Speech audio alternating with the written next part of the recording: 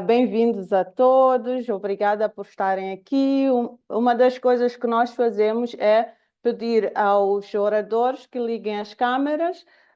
Às vezes pode acontecer que a câmera não funcione muito bem, então, nessa altura, quando, por exemplo, começar a oscilar a voz ou assim, podes ligar a câmera e voltar a ligar, porque às vezes a câmera ah, faz desculpem, estou aqui a tentar tirar. Ok, liguem a câmera e tirem a câmera por um tempo e depois voltem, que isso às vezes ajuda-nos a ver, a renovar ou pelo menos a restabelecer a conexão, porque a nossa conexão às vezes tem as suas falhas. Ok? Então, bem-vindos a todos. Eu tenho que dizer que nós estamos a gravar este programa e depois em uma semana, o Leopoldino e o Moisés fazem a sua magia e transformam isso num vídeo que fica no YouTube, que eu depois vou partilhar também com os oradores e com todas as pessoas que estiverem, para que possam ter a oportunidade de reverem. Eu normalmente não gosto muito de ver os meus vídeos, mas aprendo muito com estes vídeos, aprendo muito porque neste momento eu sou mais reativa, vou dizer assim, hipervigilante, então não aproveito muito a festa, mas depois quando vou ver no YouTube, quando vou ver já em indefinido, não é? Em direto, então é maravilhoso. E eu agradeço muito a vossa participação, agradeço que tenham dito sim à nossa live de hoje. Hoje nós vamos falar sobre a relação do ambiente no local de trabalho e segurança e saúde no trabalho, porque é um tema desafiante, tenho que dizer, porque normalmente quando nós pensamos em ambiente, nós temos muita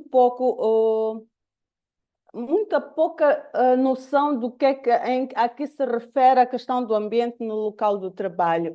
E uma das coisas que eu agradeço muito a Elizabeth trouxe era que não, o licenciamento e as empresas não podem funcionar sem ter uma avaliação prévia. E depois, nos últimos dias, com a questão nós já temos as convenções 155, 187 e 190 ratificadas e então agora está em processo a formulação da política de saúde e segurança no trabalho. Então, estas temáticas são importantes e são, de facto, úteis para nós podermos ter o trabalhador cada vez mais íntegro e, obviamente que mantenha a sua saúde e trabalhe em segurança. Por outro lado, no dia 28 de abril, realizou-se ou celebrou-se o Dia de Saúde, de Segurança e Saúde no Trabalho, que é uma data que anualmente celebra-se desde 2003, quando foi constituído como este dia pela Organização Internacional do Trabalho, não é? E é uma data muito importante, pelo menos deveria ser cada vez mais, tão importante como o dia 1 de maio, que é o Dia do Trabalhador. Estamos na proximidade dessas datas e eu acho que este nosso café é importante por causa disso. Trouxe para a nossa conversa a Elizabeth, o Carlos, a Selma e o Lúcio, que são pessoas muito queridas e disseram sim a participar a este evento. E eu quero saber, como é que vocês estão. Só para começarmos assim, como é que vocês estão e qual é a relevância que vocês veem neste tema? O que é que vos fez dizer sim quando eu pedi, por favor, vem aqui conversar connosco? Eu vou começar mesmo com a Selma. Selma, o que é que levou a dizer sim a esta nossa live? Bom, boa noite a todos. Queria saudar a todas as pessoas que estão aqui a nos acompanhar. Queria agradecer a oportunidade pelo convite. Foi muita insistência até conseguir. E gostaria também de parabenizar a Ana por este lindo projeto e por estar a falar de temas muito importantes e que são muito pouco falados, principalmente quando nós falamos sobre questões laborais.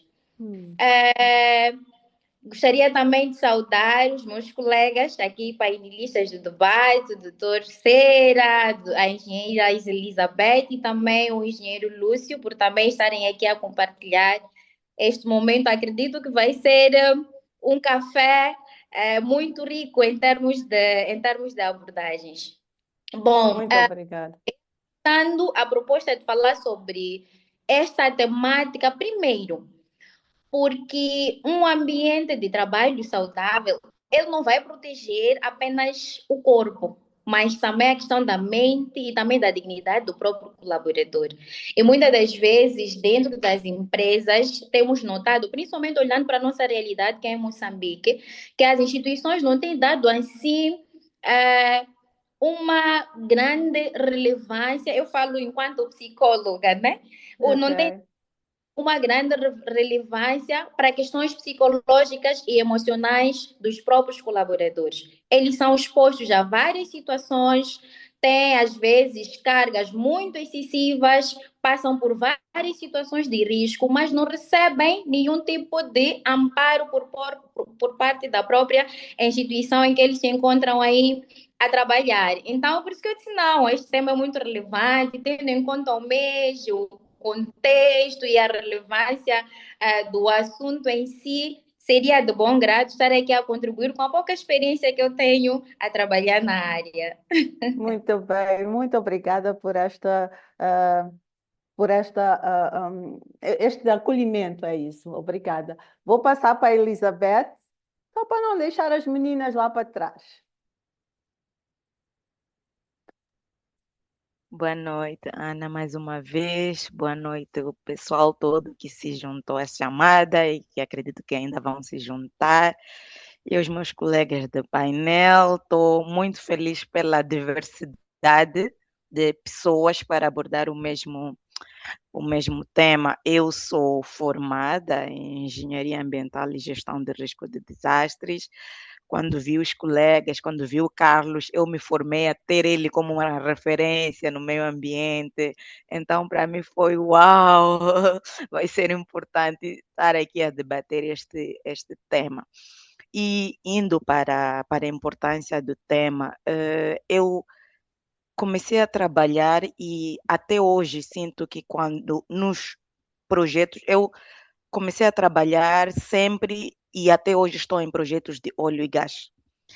E eu sempre senti que quando falávamos de saúde, segurança e ambiente, a parte do ambiente, eu sempre dizia, o A fica deixado de lado. Hum, hum. É sempre o patronato é sempre saúde e segurança, ambiente era como se fosse um detalhe. E éramos sempre mais reativos do que proativos. Mas quando nós falamos do ambiente, eu acredito que focarmos no ambiente, prevenirmos questões ligadas ao meio ambiente, isso reduz muito a questão de acidentes no trabalho, não é só na parte de segurança, a parte do ambiente também, doenças ocupacionais que são criadas às vezes por certas exposições a aspectos ambientais, riscos de operações, falou muito bem, a licença ambiental para qualquer grande projeto, a primeira licença para começar a operação e construção é a licença ambiental e, consequentemente, há, há muita perda de produtividade com aquele aspecto que parecia pequeno. Então, para mim, esse tema é de extrema relevância. São vários os fatores que influenciam no meio ambiente. Nós temos aspectos físicos, aspectos químicos, aspectos biológicos. Nós, nos aspectos físicos, temos a parte da exposição a ruídos, a exposição a vibrações, radiações, que são coisas, são aspectos que até podem criar doenças cancerígenas. Temos os aspectos químicos, que são as exposições de inalação de gases, poeiras, manuseamento de produtos químicos. E a parte biológica, né, que alguns locais de trabalho expõem os próprios trabalhadores a vírus, a bactérias. Então, a parte ambiental é importante. É um fator completo e é responsabilidade, primeiro, do próprio patronato, que é garantir, é por isso que qualquer projeto, ao iniciar, tem que ter uma avaliação de riscos. E essa avaliação de riscos tem que incluir a parte ambiental. E do próprio trabalhador, conhecer onde eu vou trabalhar, o que é que eu devo fazer, ou quais são os riscos que eu vou encontrar no meu dia a dia. Muito bom, obrigada. Estava quase a cortar. Obrigada, muito obrigada por esta apresentação e é importante realmente focalizarmos a questão do ambiente, porque pouco se sabe. Eu estou nesta área há pouco mais de 10 anos e realmente o Xi, não é? O I do Xi quase que não aparece, que a Xi é a sigla para Safety, Health and Environment, não é? Então, normalmente é muito mudo, não é? E muito obrigada por fazer esta introdução, que é muito boa para isso. Lúcio, por favor, bem-vindo. O que é que lhe Boa levou a noite, dizer boa sim? noite mais uma vez. Boa É um noite. grande privilégio, é um grande privilégio por estar presente neste painel. Boa noite, os caros colegas que estão aqui.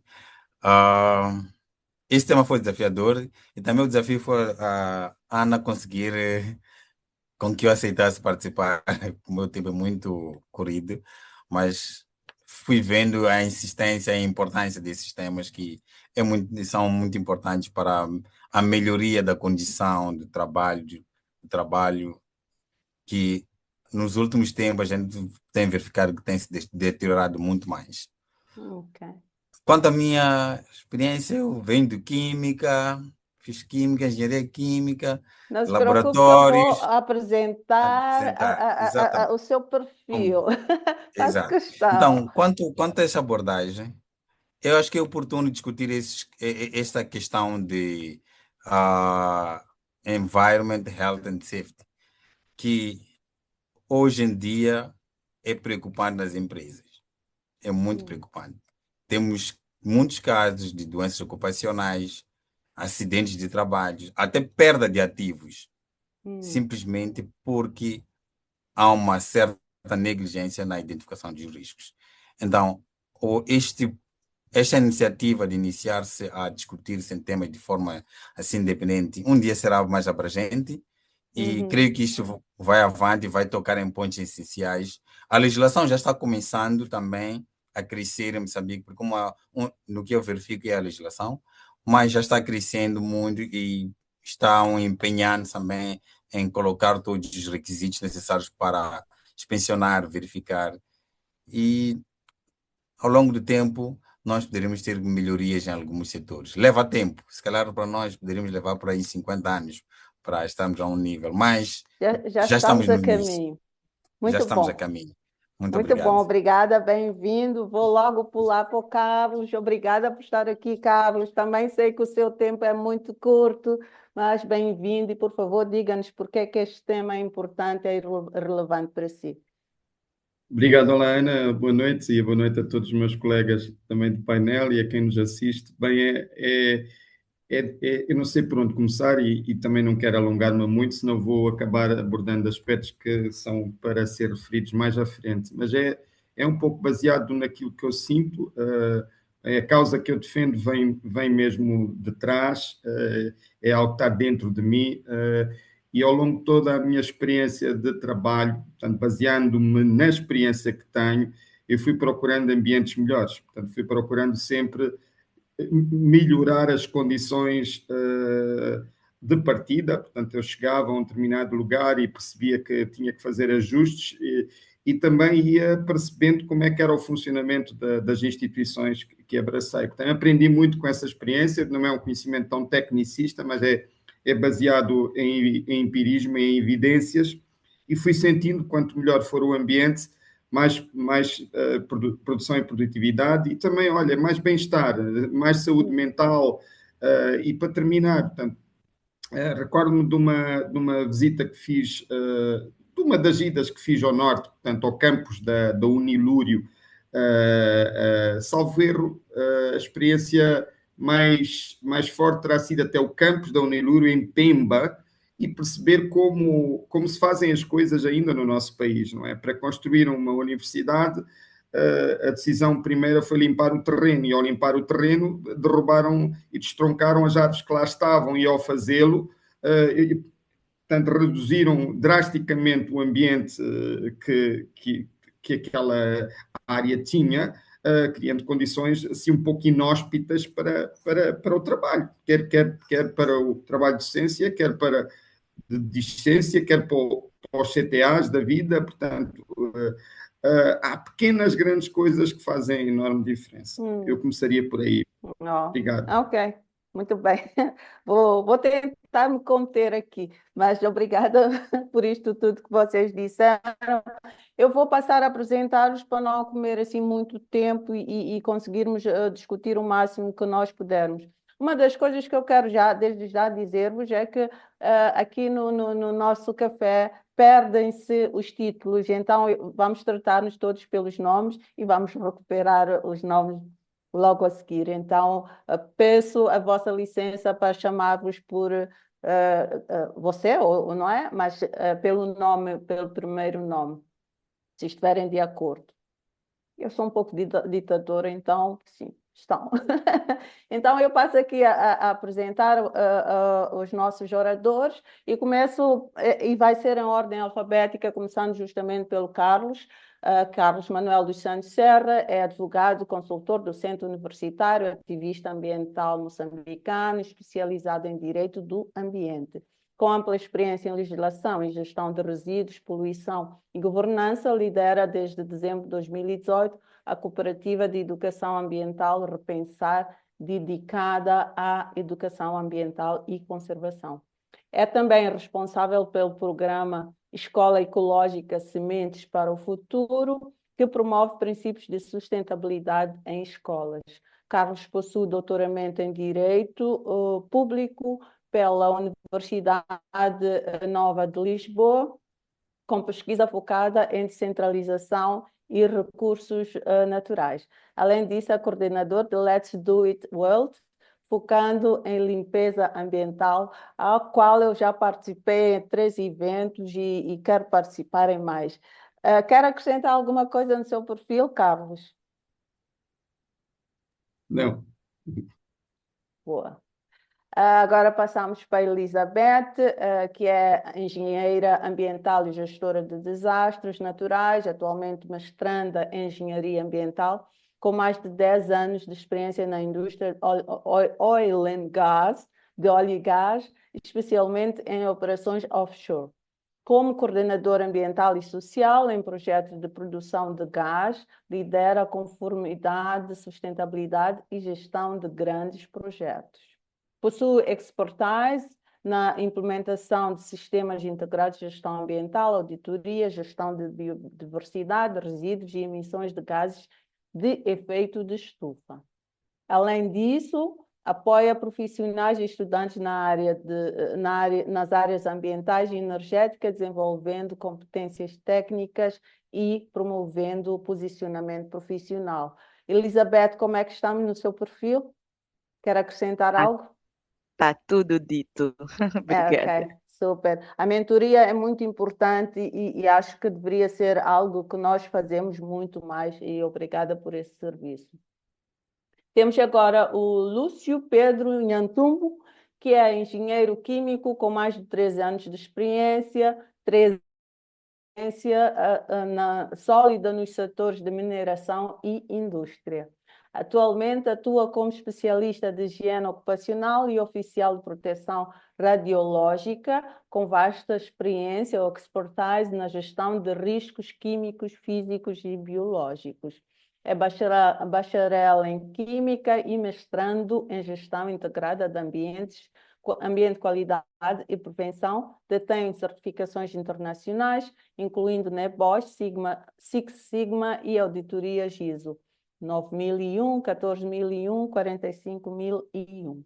com trajetórias de destaque na Kenmer MoMA, lidera processos de conformidade, segurança de trabalho e auditorias integradas, promovendo culturas de segurança e excelência operacional em projetos de grande escala. Lúcio, quer acrescentar alguma coisa? Tudo foi dito e está bem claro. Obrigado. Obrigada. Por fim, mas não menos importante, temos a Selma, que é psicóloga clínica, ativista social e docente universitária, com mestrado em saúde pública e licenciaturas em psicologia clínica e assistência social. Sua carreira é dedicada ao bem-estar individual e coletivo, unindo prática acadêmica e intervenção social. Fantástico. Ela promove a saúde mental e o desenvolvimento comunitário, compartilhando conhecimento como docente e formando futuros profissionais com visão crítica. Acho que é importantíssima a questão da crítica. Nós precisamos ser mais analíticos em Moçambique, acho eu.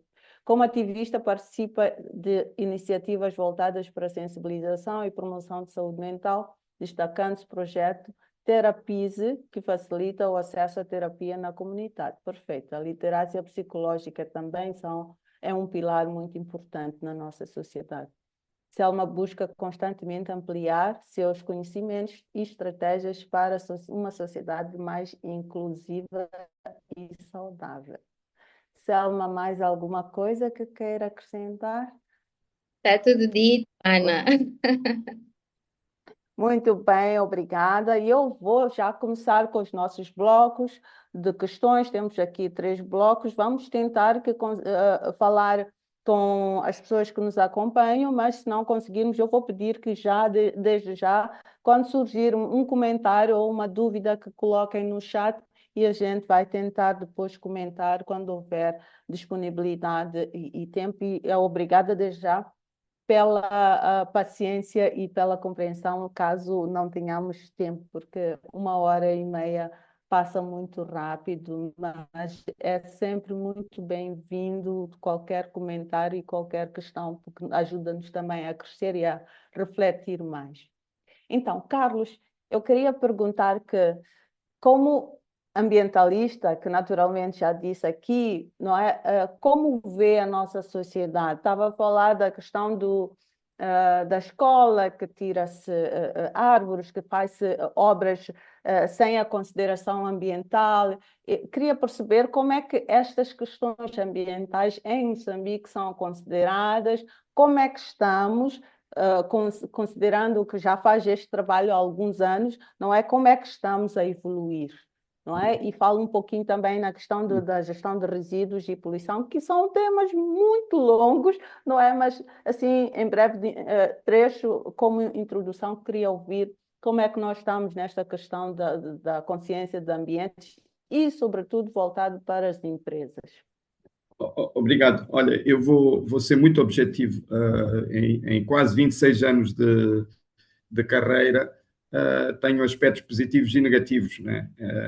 No balanço que realizaria. Portanto, pela positiva, devemos começar sempre pela positiva, somos muito mais a defender esta causa, somos muito mais que até iniciamos ações que contribuímos, por exemplo, para uma sociedade civil mais ativa, para a intervenção em contexto académico, para iniciativas também públicas bem-sucedidas.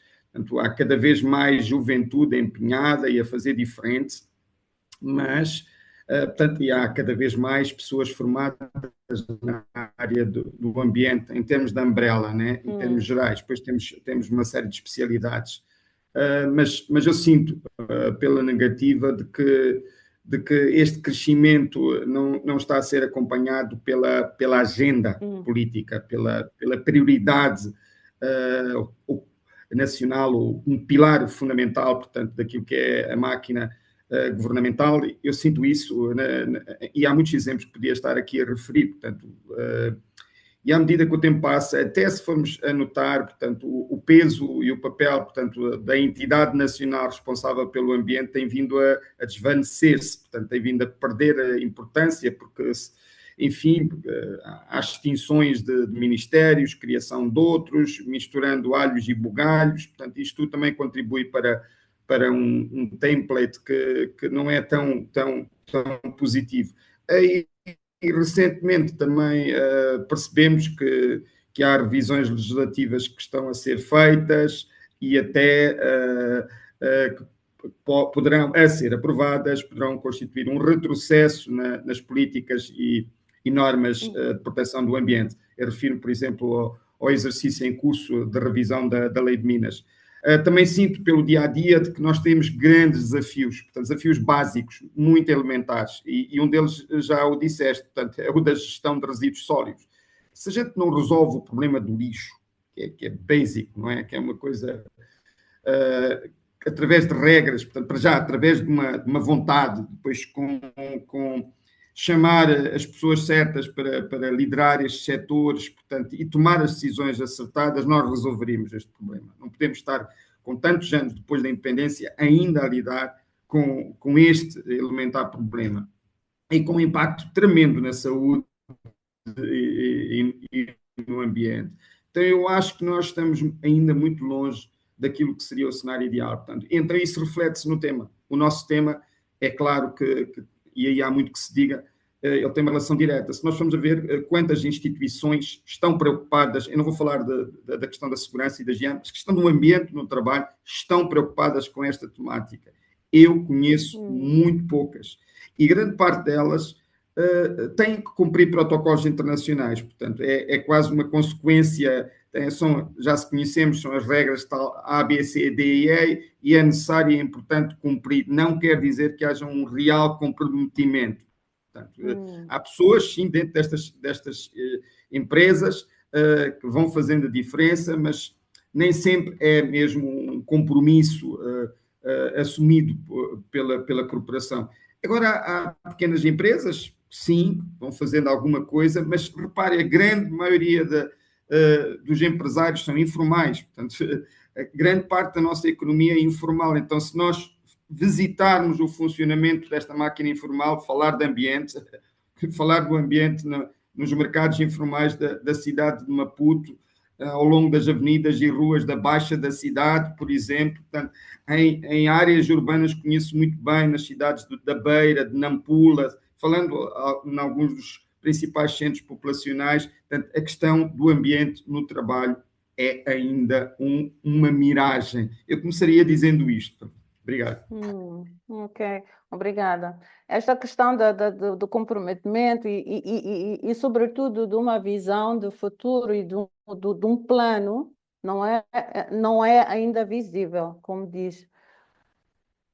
Só para sublinhar, se nós formos a visitar as instituições públicas, porque normalmente tudo começa aí, não é? O Estado é responsável, tem organismos que são responsáveis por aprovar um conjunto de regras.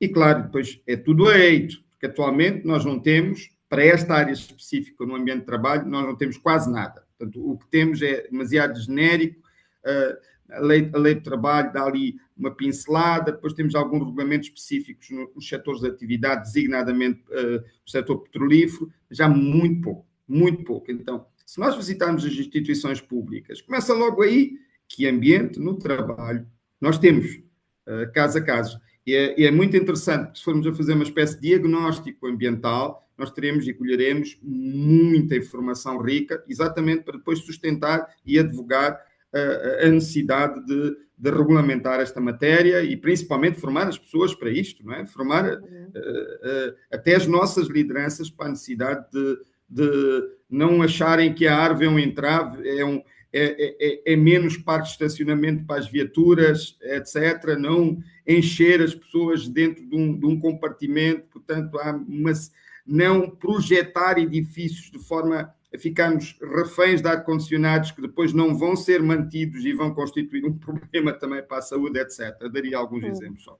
Obrigado. Ok, obrigada. E falou uma coisa que é muito interessante, Elizabeth, a questão da lei. O que é que existe na lei? Não é? O Carlos falou aqui no retrocesso, mas também queria ouvir de si como é que este licenciamento, né, licenças ambientais, pode ajudar nesta consciencialização para o cuidado do ambiente e para realmente nós termos aqui uma visão muito mais positiva sobre a gestão, ambiente, organizações e segurança no trabalho. Elizabeth.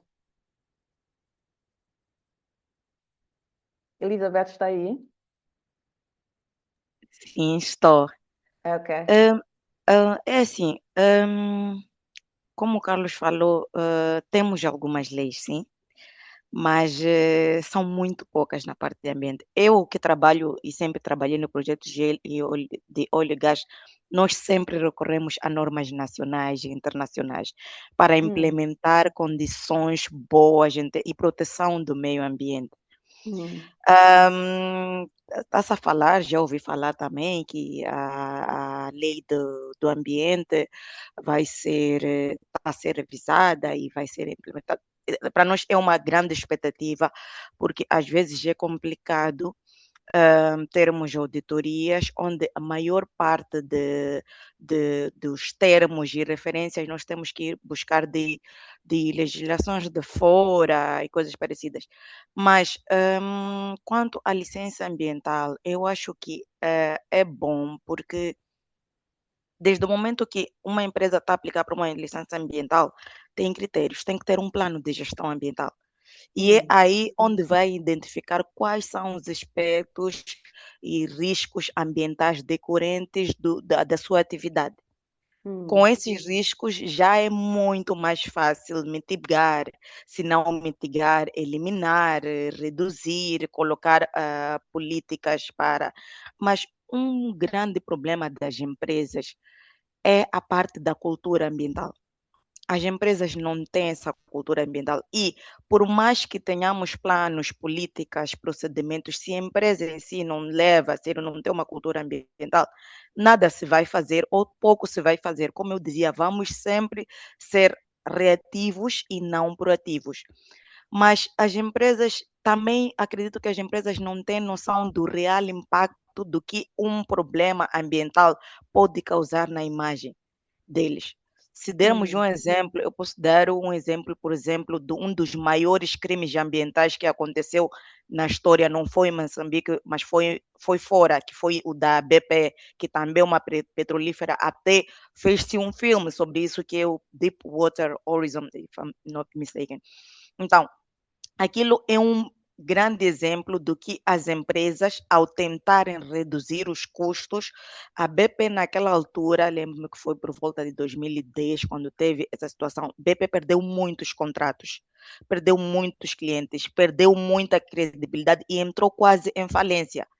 Porque o impacto que eles tiveram no vazamento daqueles barris de petróleo, a morte da biodiversidade marinha, o tempo que se levou para a reabilitar aquela parte do Golfo do México não foi fácil. Então, é só as empresas verem o quanto um fator que parece pequeno pode impactar numa imagem de uma empresa, por exemplo, que conhecemos como a BP, que levou anos para construir e para estar onde está. E quais são os problemas? Falou das auditorias, que as auditorias muitas vezes são baseadas nas normas internacionais, não é? Ou seja, estou a pensar que esses auditores são internacionais também, que é para uma revisão, uma validação internacional. Entretanto, na pesquisa que eu estive a ver, percebi que havia muitas multas, não é? Quando se faz a fiscalização, identifica-se muitos erros na gestão ambiental das organizações e na gestão dos resíduos tóxicos. Queria saber quais são os problemas que nós encontramos aqui e por que essas multas. É assim, o grande problema, como eu tinha dito, as empresas têm sempre a questão de fazer o cost saving. Esse é o grande, na verdade, o problema está aí. Querem reduzir os custos. Então, quando reduzem os custos, vão sempre fazendo shortcuts que vão, consequentemente, dar em multas. Então, Eu acredito que, aqui em Moçambique, pelo que eu já vi, pelo menos nos nossos projetos, mesmo o governo é muito fraco. Nós raramente recebemos auditorias ambientais, raramente do governo. A lei está bem clara que projetos como o nosso, pelo menos uma vez por ano, tem que realizar auditorias ambientais. Então, o que nós fazemos para tentar estar de acordo com a lei, porque eles não vêm nos auditar, nós chamamos de um consultor externo que vai nos auditar, certificado pelo Ministério, nesse caso o MAP, e ele vai submeter ao Ministério. Mas eu sempre discuti esse ponto, que se é uma empresa que nós estamos a contratar para vir auditar a nós, por mais que vá submeter ao Ministério, nós sempre teremos um papel na revisão, porque eles sempre vão mandar para nós para rever antes de. Então, eu Claro, já serei, e talvez é um outras conflito de empresas podem interesse. ter. É conflito de interesses, sempre foi. Eu sempre senti que nós temos instituições como a Aqua, que é a Agência de Qualidade Ambiental. Eu acredito que se elas estivessem mais no terreno, e situações como essas podiam ser muito bem identificadas. Na minha opinião, eu acho que essa é uma grande lacuna que nós temos. Eles só pedem, submetem um plano de gestão ambiental, mas não vão auditar. Ok, Dificilmente chegam. ok. E quando Isso, nós obviamente, chamamos, sim, quando nós chamamos, eu estou a pagar, então o consultor muitas vezes vai fazer o que eu quiser, mesmo que eu diga que depois tenho que submeter ao governo, porque eles precisam de um relatório de auditoria ambiental para o meu projeto. exato. E talvez isso também seja uma das causas que leva, por exemplo, a tantas multas, porque as pessoas fazem de acordo com aquilo que as convém, vamos dizer assim, não é? E Sim, mesmo que chamem o auditor, vai sempre ser de acordo com a sua conveniência. exato. Muito bom. E aquilo também que falou que é uma questão reputacional, não é? É mais para o inglês ver, ou seja, para a visão externa do que propriamente para a visão interna. E agora a Elizabeth e o Carlos já estiveram aqui a fazer um pouco da contextualização e as coisas, as questões de falha que falham a nível da gestão do ambiente. Para si, como gestor de segurança e saúde no trabalho, que implicações é que este tipo de gestão falha tem na saúde do trabalhador, na segurança do mesmo e, inclusive, no próprio desempenho? Quer falar sobre isso? Certo. Obrigado por esta oportunidade também. Mas antes de avançar por este tema, eu gostaria de talvez trazer uma questão simples, uma meio simples para o Carlos. Talvez pudesse ser na experiência que ele tem, já vem fazendo muitos trabalhos na parte ambiental. Sobre o comportamento, como é que podemos influenciar na mudança do comportamento público? Não em termos operacionais, mas público. Porque eu venho verificando certos comportamentos desviados para a comunidade moçambicana. Quando atravessa qualquer tipo de fronteira, tem um comportamento. E quando está dentro do país, tem um outro comportamento. Olhando na gestão de resíduos sólidos, o que é que está a falhar em termos de comportamento nacional? Talvez o Carlos tenha já uma experiência, uma resposta sobre esse fator visível. Porque este comportamento depois traduz-se para a área operacional, o próprio trabalhador. Já na área operacional, também ele volta a ter o mesmo comportamento, que foi desenvolvendo essa cultura. Então, é uma questão só para a introdução, depois avança, se me permite. Eu permito, se o Carlos for sucinto. Sim, sim. Olha, é importante referir que nenhum povo funciona de acordo com um conjunto de regras e de obrigações, se não for ele próprio alvo de um programa de educação ambiental que combina não somente escola, o ensino no geral, mas também todo um pacote de abordagens educacionais informais e não formais.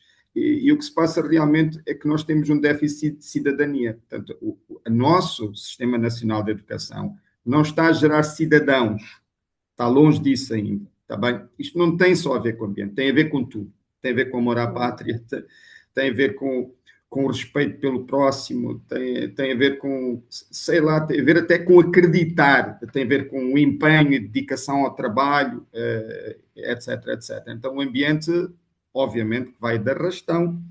A questão do lixo sofre também imenso. Eu posso falar depois um bocadinho mais sobre esta questão da cidadania adiante. Obrigado.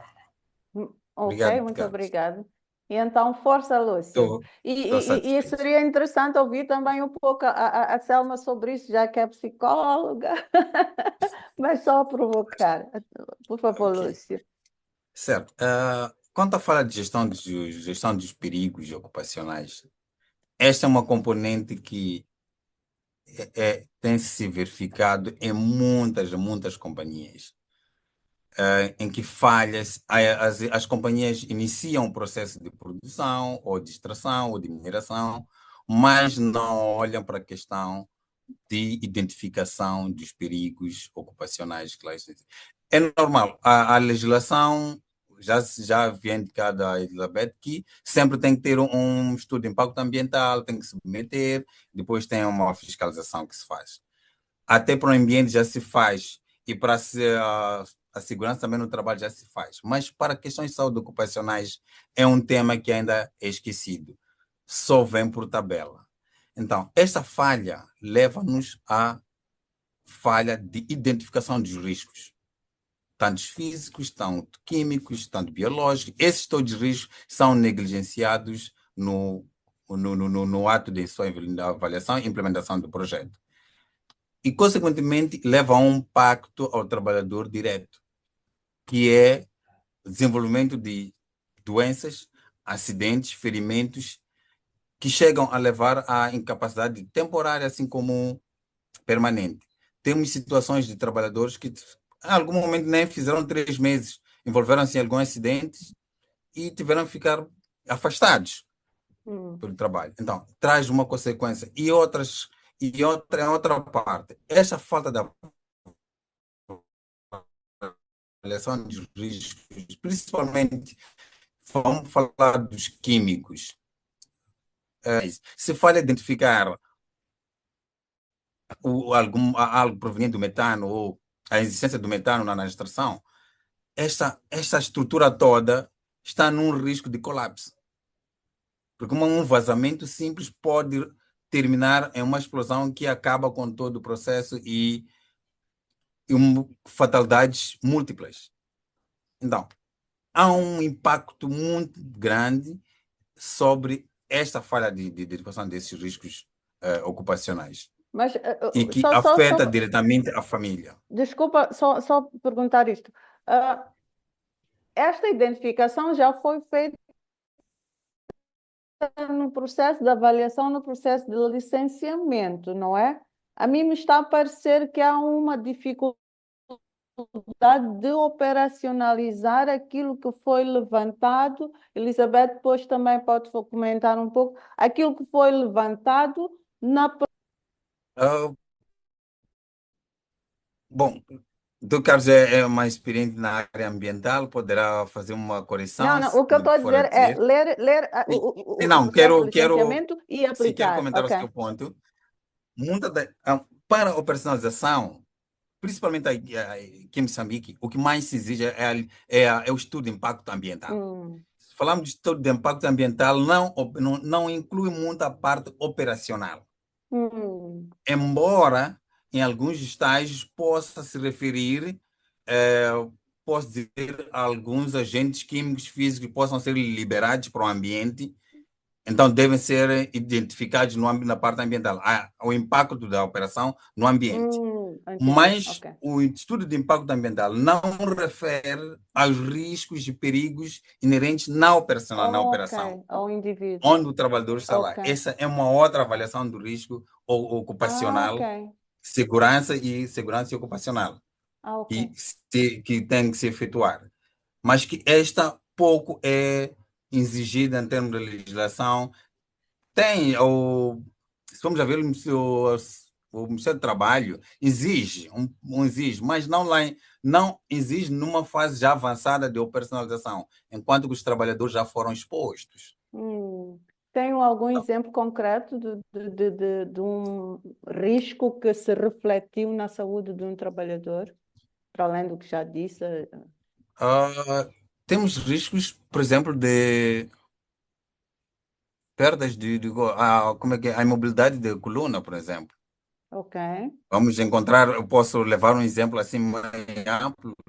Temos Uhum. operadores de areeiros mesmo em Maputo, que não se avalia o risco da operação das escavadoras, dos caminhões. Aquele tempo de exposição na vibração do caminhão e da escavadeira ou de dozer pode transmitir-se numa perda da coluna vertical. E este trabalhador acaba sendo afastado. Mas esses são os de menor impacto. Temos questões. O que está em primeiro lugar é impacto de perda de audição, Ok. por causa de ruídos operacionais. Ok. E é muito negligenciado. Chegas numa operação, tem ruídos, pegamos numa pedreira, tem lá crachas ou trituradoras que geram ruído, mas em termos de proteção ou proteção e com medidas de controles, eles não têm nenhuma medida implementada no local. Trabalhadores, como são sazonais, muitas das vezes, trabalham 6 meses, 8 meses, saem, só vão sentir 10 anos depois o efeito, já não estão naquela empresa, nem fazem menção de que empresa, onde é que contraíram esta doença ocupacional. Então, temos, os números apontam para milhares de trabalhadores nessa situação, em que ficam com perda auditiva, alguns permanentes, mas não sabem onde é que foi. E não têm oportunidade. Quando vão para novos projetos ou novas fontes ou áreas de trabalho, não são admitidos porque têm uma limitação auditiva. Muito bem. Muito bem. Logo, este trabalhador foi afetado como trabalhador, mas sim, assim como a família, em geral. Claro, Porque claro. este Porque indivíduo depois já não perde pode a mais produzir, capacidade trazer renda, capacidade para a sua de família. trabalhar. Então, a Ok. falha de identificação de riscos e o seu controle traz um impacto muito maior aos trabalhadores. É muito preocupante, Ok. Muito especialmente aqui em obrigada. Moçambique. É muito preocupante. Obrigado. Muito bem, obrigada. E uma das coisas que o Lúcio diz, Selma, tem a ver também com a falta de conhecimento ou às vezes também a falta de oportunidade para dizer, por exemplo, a nível da instituição, olha, há um perigo ali, não é? Eu não consigo trabalhar com essa máquina. Selma tem alguma experiência ou tem algum conhecimento de como as condições, ou seja, como as características individuais também vêm implicar na questão dos riscos ocupacionais e como as pessoas negligenciam ou não os eventos arriscados no local de trabalho? Fale sobre isso, por favor. É muito pertinente. Eu estava aqui a ouvir as abordagens dos outros painelistas e também fiquei muito atenta ao que o Lúcio esteve aqui a falar sobre a questão do comportamento e disposição que os trabalhadores têm em algum momento experienciado. Nesta minha jornada de trabalho, já recebi vários casos de pessoas que vieram até mim enquanto psicóloga, porque sofreram alguns acidentes de trabalho e acreditem, o trabalhador teve que procurar essa assistência ou essa reabilitação psicológica por conta própria. A empresa não deu a assistência que este mesmo trabalhador merecia receber. Ou seja, há uma grande negligência por parte das próprias instituições naquilo que diz respeito à questão do apoio psicológico. E uma das coisas que eu tenho percebido cá no nosso país, existe muito pouco investimento por parte das instituições, principalmente quando nós falamos sobre a questão de acidente de trabalho. Quando um trabalhador ou um colaborador sofre um acidente físico, não é só a questão física que fica comprometida. Saúde mental, porque estamos a falar, às vezes, pode ser um provedor de uma família, deixa de ter a renda da própria família, ele também começa a desenvolver alguns sintomas de inutilidade, porque em algum momento já não vai conseguir prestar o serviço como prestava por conta daquele acidente que recebeu. No entanto, são vários fatores que muitas das vezes são negligenciados, não se leva em consideração. Esta pessoa procura o auxílio até onde pode.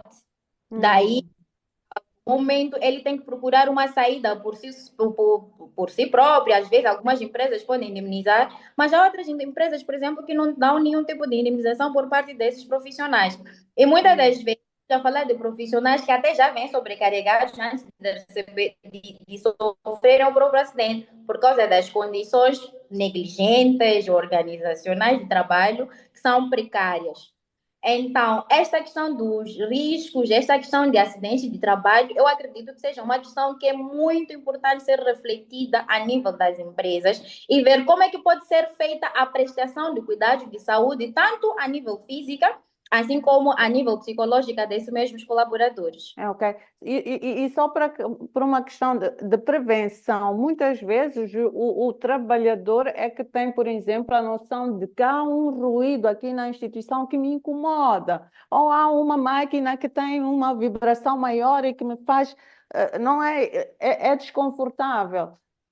E por outro lado, ele vai deixando o tempo, até que ele depois começa a sentir-se mal e acaba pedindo admissão e sair, não é?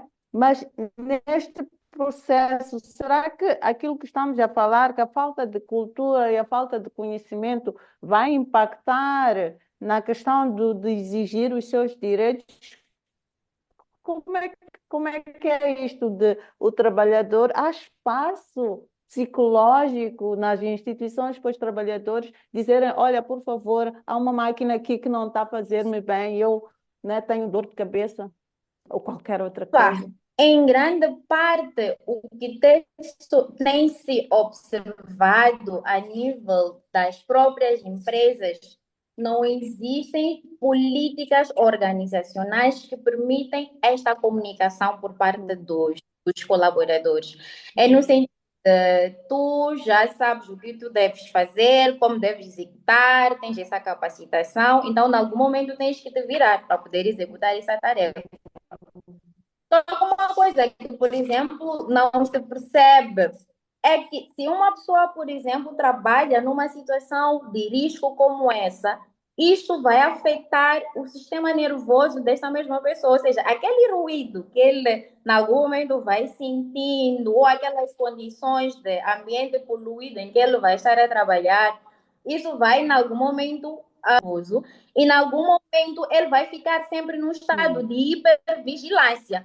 E isso vai dificultar as suas relações interpessoais a todos os níveis. Então, não estamos a falar só a questão de exposição do ruído ou exposição física. Estamos a falar que isto pode impactar diretamente no funcionamento psicológico deste mesmo colaborador. Temos aquelas pessoas, por exemplo, que de tanto trabalhar numa situação de ruído, a pessoa já começa a perder paciência.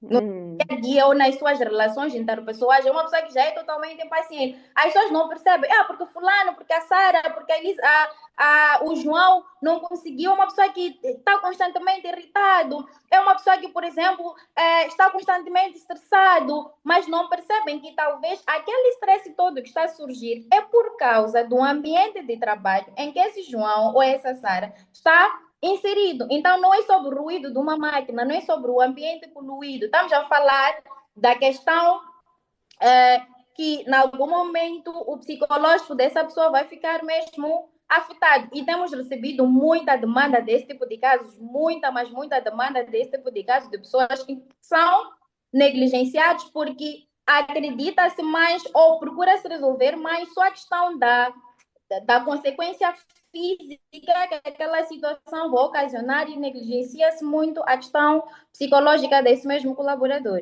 Que, na verdade, o ser humano é integrado, não é? Tem as questões psicológicas e fisiológicas, não é? Que vão impactar no seu desempenho. Esse leque de composição.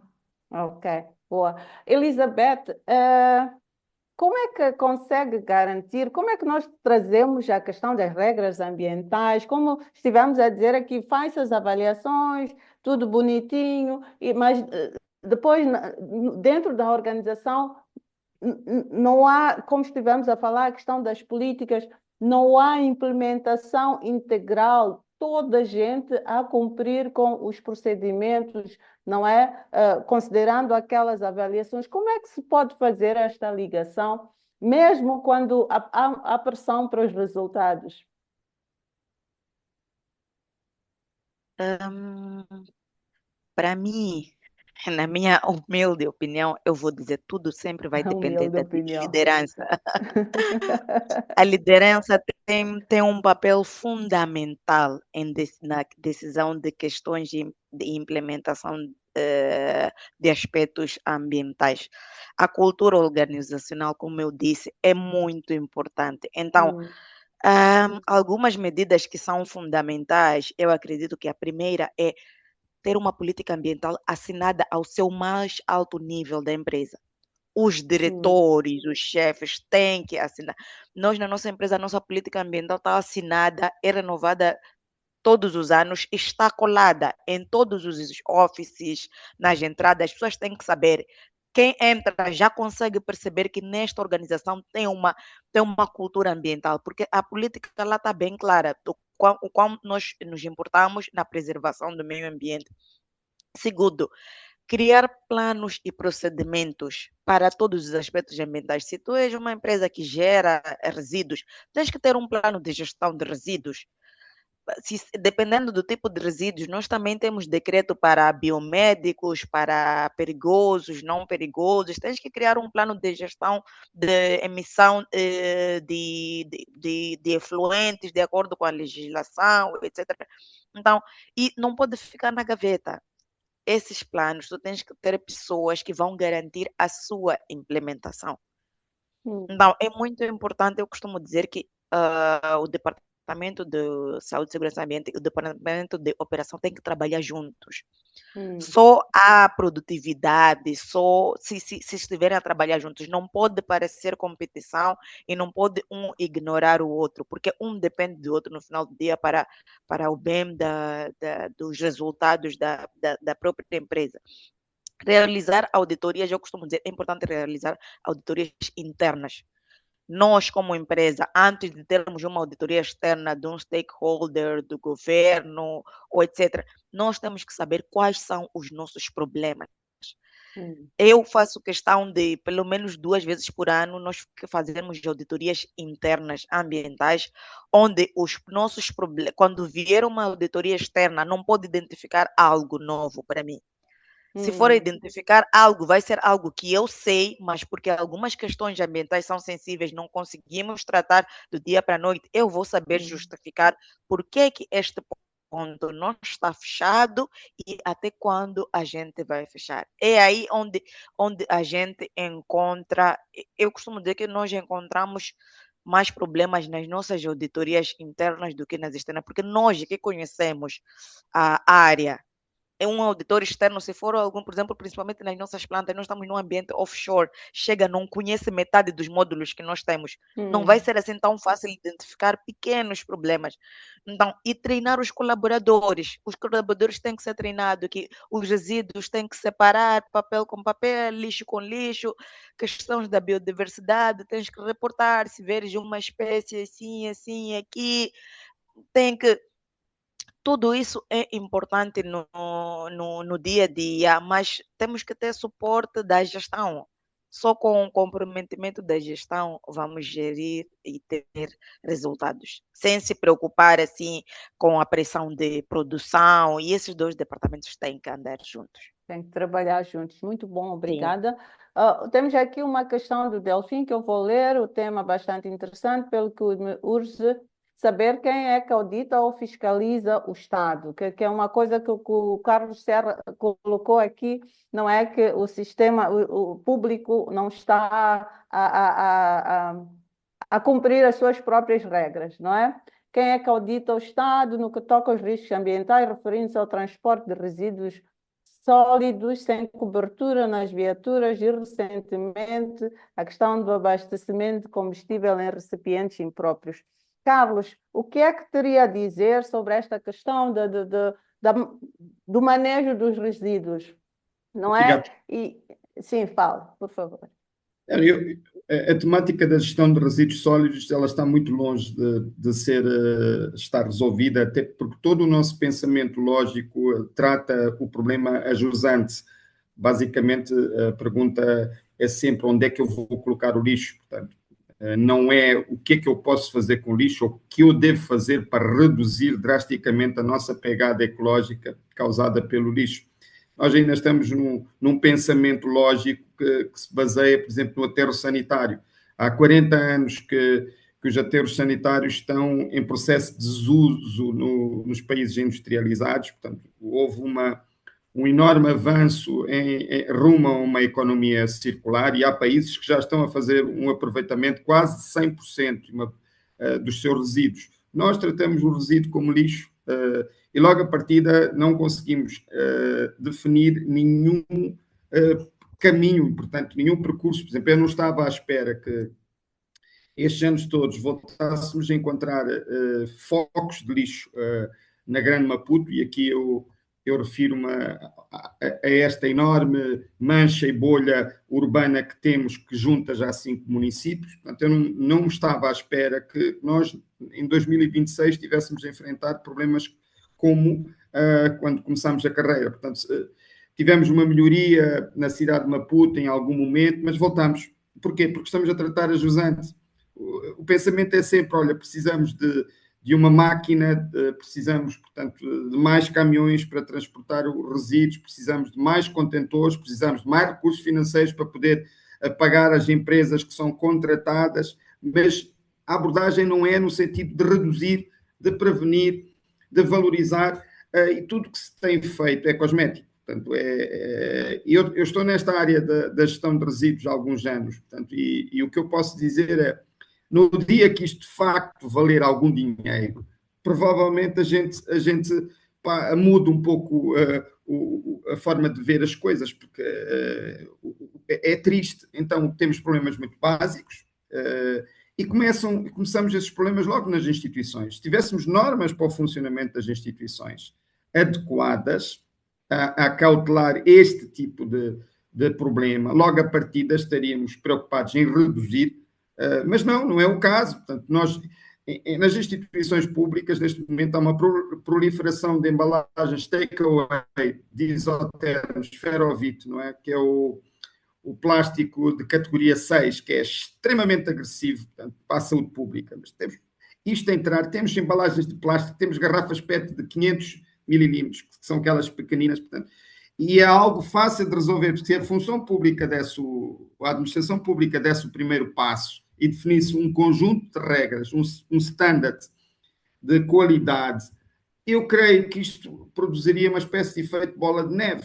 Se a administração pública não o faz, tenho muitas dúvidas. Já estive em muitos eventos públicos, já agora, portanto, não somente a nível de instituições centrais e locais, mas já estive em muitos eventos públicos que são eles próprios um barómetro, um exemplo do que não deve ser feito. Porque nós percebemos que na gestão do evento não entra a gestão de resíduos. Portanto, não há uma preocupação com este detalhe. No final do dia, um evento que tem lugar, por exemplo, no município de Vilanculo, na zona costeira, portanto, uma área muito sensível, acaba produzindo uma pegada ecológica tão negativa, e toda aquela gente a consumir e a descartar, e todo aquele lixo adicional, portanto, de um evento do Estado, que podia ser evitado. Portanto, eu acho que a gente tem que trabalhar, sim.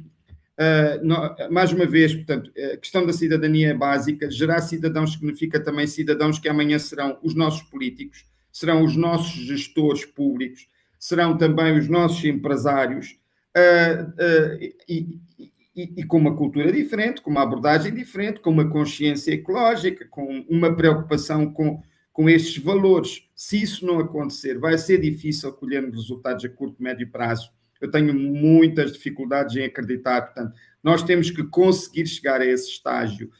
E há um outro aspecto, para terminar, que tem muito a ver com o facto que nem tudo se resolve com políticas e com legislação.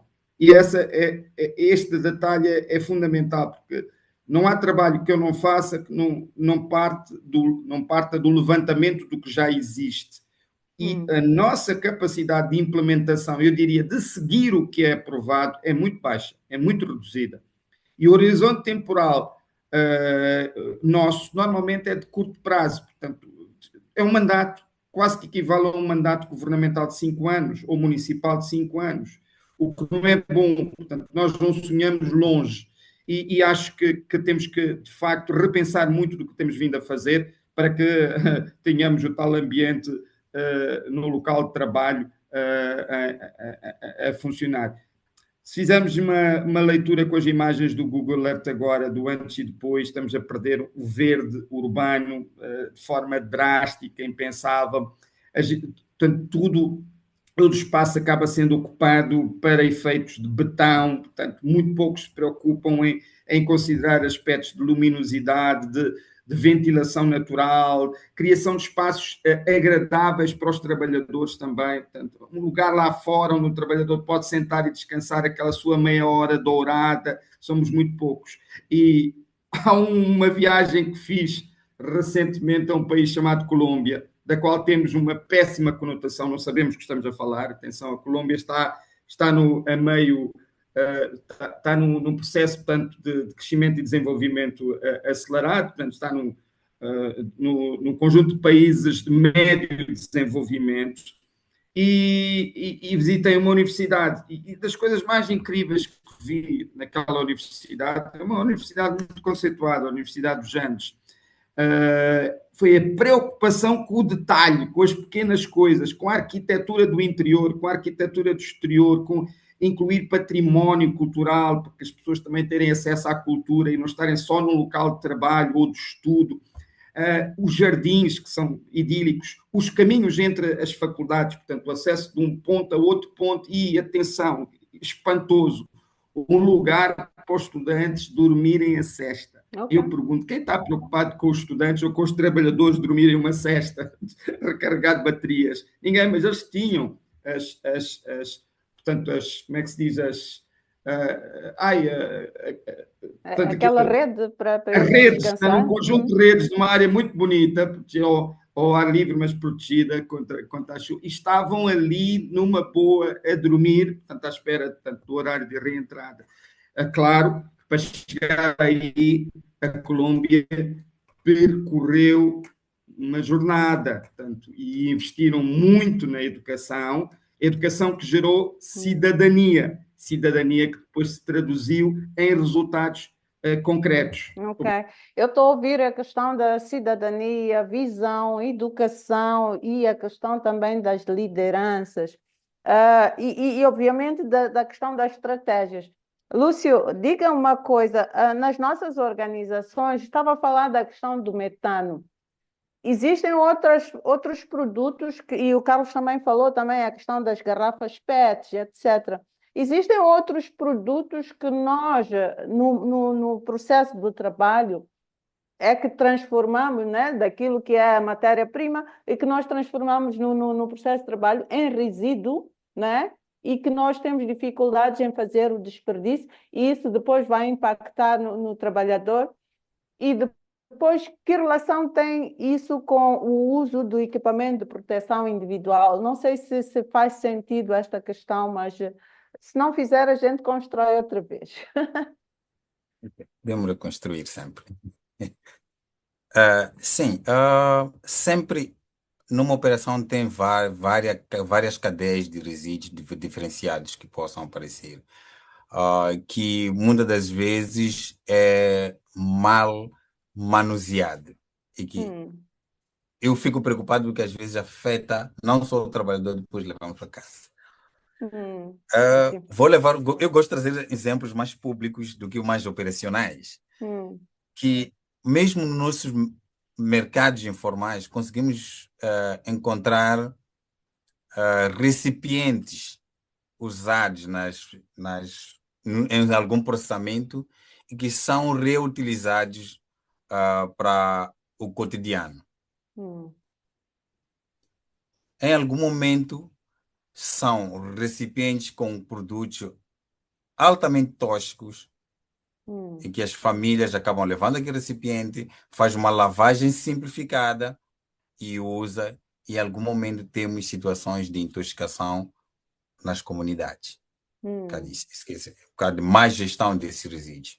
No hum, entanto, essa é a necessidade de as organizações serem responsáveis em conter e fazer um descarte apropriado dos resíduos por eles gerados. hum, Isso é mandatório, mas o que me preocupa também nessa.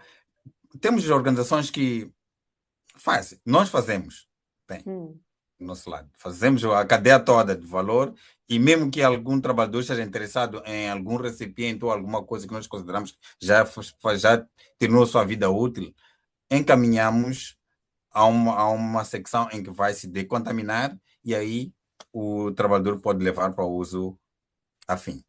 hum, Mas o grande desafio é os resíduos sólidos, perigosos e orgânicos que nós não temos como gerir nos nossos sites, nós, outras organizações. uhum, E temos que mandar para o aterro.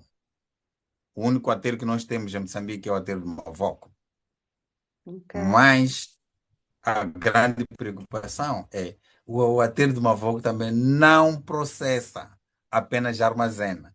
Estes resíduos que nós achamos que não eram seguros do nosso lado são levados até aterro de Mavoco. De aterro de Mavoco saem para o mercado. Essa é uma cadeia que é complicada, que não estamos a perceber. Fizemos algumas auditorias, algumas visitas para perceber, porque é nossa responsabilidade saber o que é feito com o resíduo que nós depositamos a um certo aterro ou a um reciclador. Temos que saber qual é o destino final, tem que ter o certificado de conformidade, de descarte. Ok. Então, nós percebemos que temos lá questões de baterias, tu vais encontrar, estão lá, são reutilizadas, mas nós tiramos como uma coisa perigosa, mas depois encontramos no mercado. Então, aí entra um perigo que nós não temos como controlar à frente. Quanto ao uso de EPIs, bom, na minha secção, o uso de EPIs é um pouco não mandatório. Não olhamos muito como prioritário, Hum, porque o EPI nós consideramos como o último recurso hum, que devemos usar. Se todas as medidas de controles falharam ou não conseguimos implementar eliminação, substituição, administração, então engenharia, aí começamos a olhar para o EPI. O que surge é que nem todo o EPI chega a proteger o trabalhador. hum, E o todo EPI não é confortável. Se não é confortável, pela natureza humana, que não é confortável para nós, não somos friendly de usar. hum, Então, poucas vezes vou usar. E o patronato vai ficar com uma sensação de que meus trabalhadores estão protegidos com EPI, esqueço usar as outras medidas de controle. medidas de controle. 10 anos depois, tem, dia após dia, um trabalhador que está sendo reportado pela clínica ou pelo hospital de que tem uma doença ocupacional proveniente de alguma exposição que Hum, possa ter passado. Eles, não, mas eu dou todos os hum, EPIs. Então, essa é a dinâmica. Eu digo, o EPI, muitas das vezes, temos que usar, sim, mas como último resource em termos de higiene ocupacional. Vou ok. dar um exemplo simples. Quando posso considerar que temos um vazamento de um gás tóxico, o primeiro elemento nessa situação é usar o EPI, porque eu tenho Hum, que ir intervir lá. Tenho que ir procurar as válvulas, fechar de onde provém o gás. Então, aí tem que usar o EPI apropriado para aquela situação. Mas tenho que verificar as questões de engenharia posterior, voltar ao processo normal, que aquela área fica segura e não dependa de EPI. hum, Mas hum, como o EPI é barato, na primeira medida, todos preferimos girar no que é barato, usamos EPI, deixamos a nossa válvula escapar o gás e vamos usar EPI para os trabalhadores sem não sentir um cheiro ou ficarem intoxicados. Aí, Ok. aí é que está a É um questão. drama. Yeah. Sendo assim, nós vamos levantar uma questão muito simples que é o comprometimento. Já se falou, já mencionamos aqui, o comprometimento da direção, a cultura de segurança no trabalho. Essa é um dos componentes que eu acho que deveria ou devemos trabalhar mais, cultura de segurança. Enquanto não tivermos a cultura de segurança, podemos ter todas as legislações, todas as políticas, todos os procedimentos necessários dentro de uma gaveta, mas se a cultura não existir, esses documentos todos, esses procedimentos todos não vão nos servir para nada. O que leva por falta de comprometimento, leva aos trabalhadores a terem o receio de reportar esses riscos laborais. Porque se eu reporto ao meu superior hierárquico, vai dizer que não, tu não queres trabalhar. Se não queres trabalhar, eu vou mandar outra pessoa. Não, mas lá tem um perigo. Se eu continuar a trabalhar naquela área, vou ter este e aquele problema. Ou vou criar um dano na estrutura. Mas porque o meu superior hierárquico não está comprometido, não tem cultura de segurança, prefere retalhar e voltamos à atividade. Depois de exemplos, até alguns os chefes, né? Dizem que alguns chefes já mandaram 10 trabalhadores por negar de fazer uma atividade insegura. Não podia entrar sem o próprio respirator, não, e foi despedido ou mandou-lhe embora. Então, para quem está à procura de emprego, e hoje em dia emprego é muito raro, quando diz que, olha, tem uma situação insegura, prefere que calar. Mas quando a cultura de segurança está bem alta na organização, todos os trabalhadores estão incentivados, sentem-se moralizados em reportar todos os desvios possíveis de encontrar. Pelo menos foi um dos trabalhos que nós fizemos, ou estamos a fazer já, assim posso dizer que mais ou menos já há uns 4, 5 anos, que é mudar a cultura. Já não estamos preocupados em procedimentos, mas mudar a cultura. Todo indivíduo é incentivado, é gratificado por reportar um maior número de perigos ou quase incidentes que possa verificar no trabalho. Então, estamos a levantar essa cultura para eliminar aqueles chefes que proibiram, em algum momento, o reporte. Ok. Isso também vai empoderar os trabalhadores para que eles próprios sejam agentes de mudança no local de trabalho. No local. E estão a ser. Ok. Estamos a sentir isso. Estão a ser. Mas se não, a cultura, se a organização ou a gestão estiver engajada, tem benefícios maiores.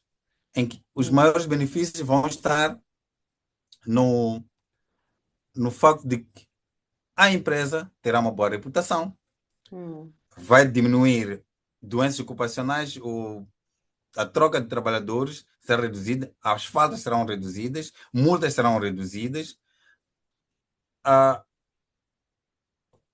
acidentes que destroem a estrutura. Tivemos a situação de a mina de Chibouto, em que teve um incêndio, mas simplesmente porque houve uma negligência, não se verificou que está-se a fazer um trabalho a quente, havia fagulhas, o sistema de segurança não estava devidamente implementado, ou ninguém estava, não havia uma cultura de segurança. Então, perdeu-se uma estrutura de milhões. As operações tiveram que parar. Então, é exatamente, há um ganho na implementação de um bom sistema de gestão e uma boa cultura. E a taxa de frequência de incidentes numa organização, quanto mais baixa possível, ter uma boa reputação para fora, para os credores. Todas as empresas precisam de serem financiadas, em algum momento devem ser financiadas, precisa de qual financiamento. Ninguém vai financiar a uma empresa que a taxa de frequência de incidente é muito alta. A taxa de fatalidade nessa empresa é muito alta.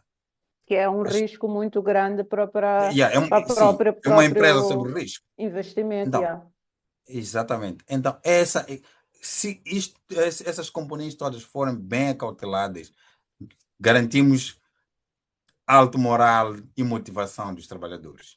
Muito bem. Mas só nesse Obrigada. âmbito. Obrigada. Selma, quer acrescentar alguma coisa? Eu ouvi aqui muito a questão da comunicação, como é importante para o trabalhador, a questão da educação, a questão também desta segurança, da oportunidade do trabalhador dizer que não, eu não vou fazer isto, porque isto é um trabalho inseguro. Quer acrescentar alguma coisa? Quer falar sobre isso um bocadinho? Bom, eu estava aqui a ouvir a intervenção do Lúcio e esteve aqui a falar sobre a questão de segurança no próprio trabalho, mas talvez pela minha experiência poderia falar um bocadinho sobre a questão da segurança psicológica dentro do próprio trabalho. Hum, Segurança em termos de instrumentos, de atividades que as pessoas também têm desempenhado. É importante também falar sobre essa questão de segurança psicológica que esses próprios colaboradores podem ter. Por que isto é hum, importante? Porque em algum momento, quando o próprio colaborador ele tem essa segurança mental ou psicológica dentro do ambiente, ele vai sentir-se, aliado ao que estavam a falar anteriormente, ele vai sentir-se acolhido, vai sentir-se respeitado, vai sentir-se livre para poder expressar as suas opiniões sem, em algum momento, ter medo de algumas represálias. Aqui o Lúcio esteve a falar sobre a questão de que alguns colaboradores, por exemplo, têm medo de reportar algumas situações de risco, porque em algum momento até podem vir a sofrer alguns casos de despedimentos. E além disso, quando nós encontramos essa segurança, é porque em algum momento há uma gestão que é empática, porque os próprios gestores das empresas vão em algum momento olhar para aquela situação daquele colaborador como se eles estivessem lá a passar por aquela situação. São pessoas que vão fazer a supervisão do próprio trabalho, entender lá na prática, na área, como é que efetivamente tem funcionado essas atividades. Porque estamos a falar, por exemplo, de uma gestão que não consegue acolher a opinião dos próprios colaboradores. O que vai acontecer é que nenhuma das pessoas, por exemplo, vai reportar alguns casos de risco que ele possa vir a passar. Então, é importante que, por exemplo, dentro das próprias empresas, haja algum tipo de implementação de normas de segurança que sejam confiáveis, haja, em algum momento, questões de avaliação periódica dos riscos que esses mesmos colaboradores podem vir a enfrentar. É importante também cultivar-se questões de ambientes saudáveis dentro da empresa. Nós agora, cá na província de Manica, eu estou em Chimoio, não sei se não sabia, disse, né? Eu temos, sei, mas não dissemos aqui. temos a questão da mineração. É uma das coisas que tem movimentado muito a questão cá, a província de Manica. E temos feito alguns estudos, primeiro com as pessoas que estão lá envolvidas, para ver as condições em que essas pessoas, por exemplo, têm trabalhado, os riscos que essas pessoas mesmas têm trabalhado e qual é o tipo de assistência que essas mesmas pessoas têm, em algum momento, recebido por parte das empresas empregadoras. Então, é muito importante que se reflita sobre isto. O Carlos esteve a falar de uma viagem que ele fez à Colômbia, que ele disse que lá, por exemplo, queria ser uma espécie de, podemos dizer, team building, em que as pessoas têm um espaço para descansar, tem um espaço em algum momento que reflete o reconhecimento da própria empresa com o próprio colaborador, mas não é o fato que nós temos vivenciado em outras empresas. Às vezes as pessoas trabalham com grandes sobrecargas e não recebem nenhum tipo de reconhecimento, de incentivo ou de motivação por parte das empresas que eles têm a colaborar. E isto acaba refletindo no alto índice de burnout. Eu sou um pouco especialista desta área sobre o stress laboral e já fizemos muitas pesquisas com colaboradores de diferentes tipos de áreas de intervenção. E fomos percebendo que, por exemplo, para o caso da área para o caso por exemplo, de transtornos psicológicos ou emocionais, há uma certa negligência, porque porque isso acontece de forma sutil. Estávamos aqui a Hum. falar dos riscos de segurança, mas se nós formos a ver, estamos a falar mais sobre a segurança em termos de infraestrutura e não da segurança psicológica do próprio colaborador. Então, o resultado que temos recebido, temos vários profissionais que até podem estar a trabalhar, mas que encontram-se sobrecarregados psicologicamente, mesmo talvez por causa do tipo eu vou falar muito, não sei se estou a fugir um pouco do tema, mas eu vou falar muito sobre a minha área de atuação. Exatamente, eu estou a perceber que esta questão da relação entre as condições de trabalho e o stress, não é? E como é importante este reconhecimento pelo ser humano que está ali na organização e que isso é importante justamente para que a pessoa possa sentir integrada e fazer o trabalho que é suposto fazer, não é? Porque, afinal de contas, ela é vista, vamos dizer assim. É nessa perspectiva que estava a dizer. Eu Tudo até bem. poderia estar aqui a perguntar a todos vocês, incluindo a Ana, qual foi a empresa em que vocês trabalham promoveu alguma atividade de team building, que vocês se sentiram reconhecidos, que permitisse uma espécie de reconhecimento de vocês. Não falo só da questão monetária, não exatamente da questão monetária, mas que em algum momento vocês perceberam que não, aqui nós estamos a perceber que a nossa empresa realmente se importa conosco, com o nosso bem-estar a todos os níveis, não só na questão física, na questão de manejo de instrumentos e tal, mas que vocês conseguem perceber que realmente a própria empresa te inclui. É raro, por quê? Porque nós aqui até podemos debater, pode até se trazer solução, mas mesmo em termos de elaboração de planos de intervenções ou de políticas públicas, não vai se fazer políticas Só públicas. temos 4 minutos e eu tenho que fechar o programa daqui a pouco. Então, então vou pedir para resumir, sim. Explorada, por quê? Porque temos aqui profissionais de várias áreas e cada uma das áreas que acaba sendo importante naquilo que é a exposição que os próprios colaboradores têm sofrido. E por Muito conta do obrigada. acaba não me alongando muito. Muito Muito obrigada. obrigada. Não, isso é tudo muito importante. E é importante também aquilo que todos tocaram, a questão da interdisciplinaridade. Nesta live, uma das coisas que ficou muito patente para mim, e já, infelizmente, não podemos nos alongar mais, mas nesta live ficou muito patente para mim que há um problema sério de cidadania, um problema sério de visão e que nós estamos mais numa situação reativa do que propriamente proativa. Eu queria que vocês deixassem as vossas considerações finais, mas já pensarem assim, existem exemplos positivos no nosso país e como é que nós podemos utilizar esses exemplos positivos para avançar. Em 30 segundos, eu gostaria de ouvir o que é que vocês realmente gostariam de deixar aqui nesta live e como semente para, vamos dizer, que nós todos aqui, que estamos aqui, e os outros que vão poder ouvir, não é? Falar, que sementinha é que gostariam de deixar para que realmente nós comecemos a trabalhar na questão do ambiente? Que eu percebi que é um tema muito, que eu estou muito verde, muitas pessoas estão verdes em relação a isso. Vou começar pelo Carlos e vou por ordem alfabética.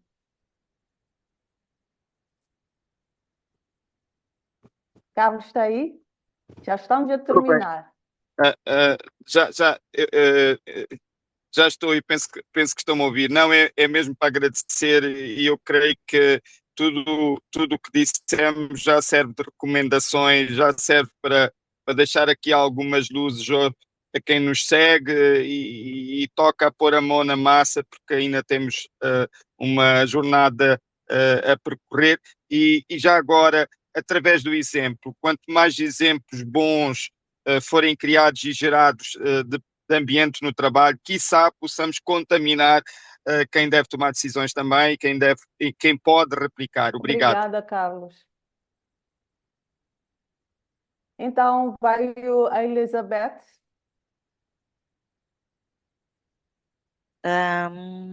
Só em modo de fechamento, o conselho que eu dou é que as empresas ou os colaboradores não vejam a questão ambiental como um obstáculo ou só como um tick the box exercise. Vamos levar como algo sério que pode ter impactos muito grandes, tanto na nossa vida quanto na imagem da própria empresa. Muito Obrigada. obrigada. Boa. Lúcio.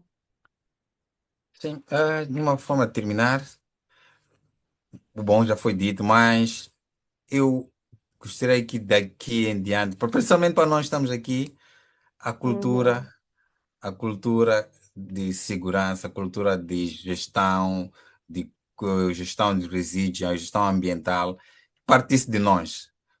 Nós começamos a plantar muito do que aqui foi dito e que poderíamos expandir mais. Há muito por se fazer, mas podemos fazer um diferencial no ponto onde nós estivermos. Obrigado. Muito bem, obrigada, obrigada. Selma, por fim, mas não menos importante nunca. Menos Obrigada. importante, sim. Bom, para mim, enquanto psicóloga, que em algum momento trabalha nessa questão emocional, a única coisa que eu peço, os colegas já falaram muito sobre a questão ambiental, mas se essa live for alcançar grandes proporções, que haja um grande investimento na área da saúde ocupacional e mental dos colaboradores, que a nosso governo e das empresas nós consigamos integrar a saúde mental e ocupacional nos cuidados primários de saúde, porque em algum momento é uma das áreas fundamentais para o colaborador movimentar máquinas. Primeiro ele deve estar bem emocionalmente. Muito obrigada. Muito obrigada. E eu quero agradecer a todos aqui que participaram, quero agradecer aos oradores. Foi uma live muito rápida, não é como muitas outras, e eu quero mesmo, do fundo do meu coração, agradecer e realmente levar o TPC de vamos criar uma cultura positiva de segurança e saúde no trabalho, vamos criar uma cultura de cidadania, não é? E uma das coisas que eu vejo que é possível, é que quando nós passamos ali, eu cresci, pronto, eu vivo aqui na cidade de Maputo e perto da Marginal, e uma das grandes lições de que é possível é que na Marginal agora há casuarinas a crescerem, ali perto do Bahia Mall, passo a publicidade. E ali havia macacos quando eu era criança, e já faz alguns aninhos, uns 16 aninhos, assim, que eu sou ainda adolescente. Mas havia ali macacos e havia ali uma biodiversidade muito diversa, vamos dizer assim, e que hoje nós não conseguimos ver. Então, quando nós olhamos para ali e vemos casuarinas, que o Carlos Serra promoveu no seu trabalho de ambientalista, vemos que realmente é possível consciencializarmos e fazermos um trabalho para chegarmos àquele ponto em restabelecer e trazer o nosso país uma melhor forma de estar. E é com isso que eu quero agradecer a vossa participação e deixar-vos para uma próxima vez encontrarmos. Muito obrigada e até logo. Muito obrigado. Boa noite a todos. Obrigado, boa noite. Tchau, Obrigada. tchau.